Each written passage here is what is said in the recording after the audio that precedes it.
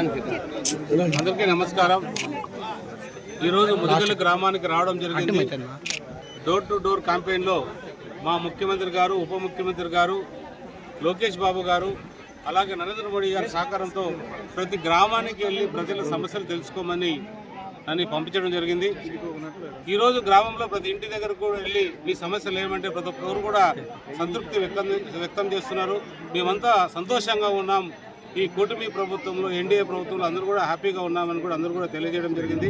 చాలా సంతోషకరం. ఎందుకంటే ఏ ప్రభుత్వం అయినా కూడా మీరు ప్రజల్లోకి వెళ్ళి ఒకసారి తెలుసుకోవడం గొప్ప విషయమే. నువ్వు ఆప్ చేయి ఫస్ట్. అలాంటి గొప్ప విషయంలో ఎందుకని అభిప్రాయం వస్తుందో మనం కూడా చాలా సందర్భాల్లో గ్రామాలకు వెళ్తే ఏ రకంగా ఉంటుంది, ఏ రకంగా ప్రజల కష్టాలు తెలుస్తాయనే దాని మీదనే మనం గ్రామాలకు రావాల్సిన అవసరం కూడా ఉంటుంది. కాబట్టి అందులో భాగంగా వచ్చాం.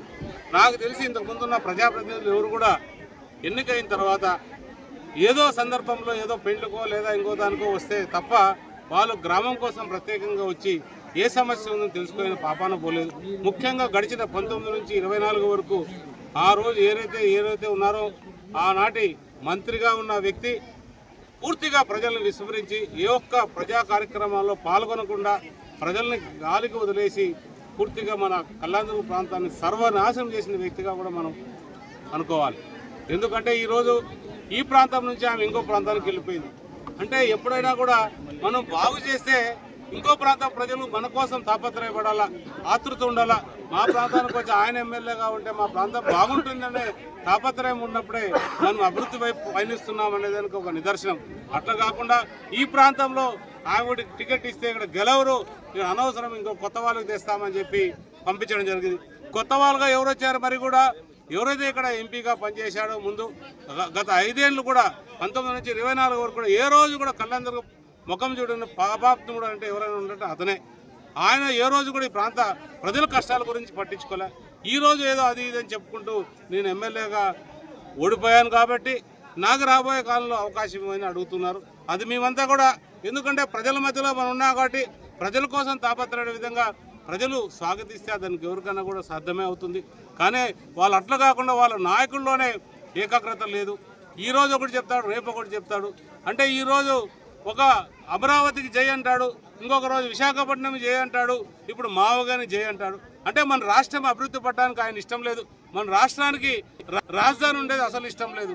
అది కనుక్కున్న మన ప్రజలందరూ కూడా చంద్రబాబు నాయుడు గారిని అంటే అందరూ ఒక తాటిపైన వచ్చి అద్భుతమైన విజయాన్ని అందించారు. ఈ విజయం ఇంతటితో ఆగకూడదు, ఇది అలాగే కొనసాగాలి. ఎన్డీఏ కూటమి భాగస్వాములైన పవన్ కళ్యాణ్ గారు, మన చంద్రబాబు నాయుడు గారు, లోకేష్ బాబు గారు, నరేంద్ర మోడీ గారి సహకారంతో ఇది ఇలాగే కొనసాగితే మన రాష్ట్రం దేశంలోనే మొదటి స్థానంలో నిలుస్తుంది. ఇప్పటికే మన రాష్ట్రాన్ని పూర్తిగా అప్పుల్లో నెట్టిపోయాడు ఈ జగన్ రెడ్డి ఎవరైతే ఉన్నారో ఆయన. అంటే ఏ రోజు కూడా బయటకు వచ్చి ప్రజల కష్టాలు చూడలేదు. ఏదో ఇంట్లో ఉండి ఏదో టైంపాస్కి వచ్చి బటన్ నొక్కితే ఆ బటన్ నొక్కితే ప్రజలకు ఏదో భిక్షమిస్తున్నట్టు భిక్షమిస్తున్నట్టు ప్రవర్తన చేశారు. అతను డబ్బు ఏదో ఇస్తున్నట్టు అతను బిహేవ్ చేశాడు. అలాంటి వ్యక్తి ఈరోజు ఇంట్లో కూర్చోపెట్టారు ప్రజలు. ఇంకా అతనికి అవకాశం రాదు. ఆ రోజే ఒక్క అవకాశం అనే ఉద్దేశంతో ఈరోజు ప్రజలు ఆ రోజు ఇచ్చారు తప్ప ఇంకా ఎవరు కూడా ఇవ్వరు. ఇంకా ఈరోజు కొత్తది రెచ్చగొట్టడానికి ప్రయత్నాలు చేస్తున్నారు. ఎంతో అద్భుతంగా మా నారా లోకేష్ బాబు గారు డిఎస్సి మీద ఎంతో క్లారిటీగా, అంటే 16,500 పోస్టులు ఫిలప్ చేశారంటే చిన్న విషయం కాదు. అంటే ఎన్నో అసోసియేషన్లందరినీ పిలిపించి అందుతో మాట్లాడి ఎన్నో కోర్టు కేసులు కూడా అన్నిటికీ కూడా పరిష్కారం చేసి ఈరోజు 16,500 పోస్టులు డిఎస్సి పోస్టులు ఫిలప్ చేస్తే కనీసం అంటే 60-70 వేల మందికి అది ఉపయోగపడే విధంగా ఉపయోగపడేటట్టు మా లోకేష్ బాబు గారు కృషి చేస్తే దానిపైన ఏదో రాజకీయం చేయాలి, ఏదో దీంట్లో ఏదో జరిగిందని చెప్తున్నాం.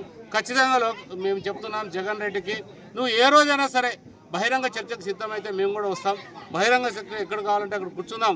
మేము చేసింది ఏదో, మీరు చేసింది ఏదో.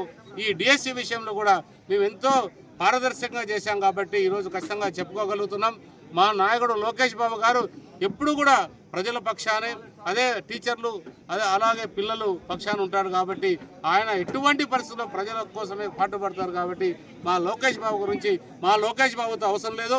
నీకు ఏం సమాధానం కొన్నా ఎక్కడికి రావాలన్నా మేము వచ్చి మీకు సమాధానం చెప్పే సిద్ధంగా ఉన్నామని కూడా తెలియజేస్తున్నాం.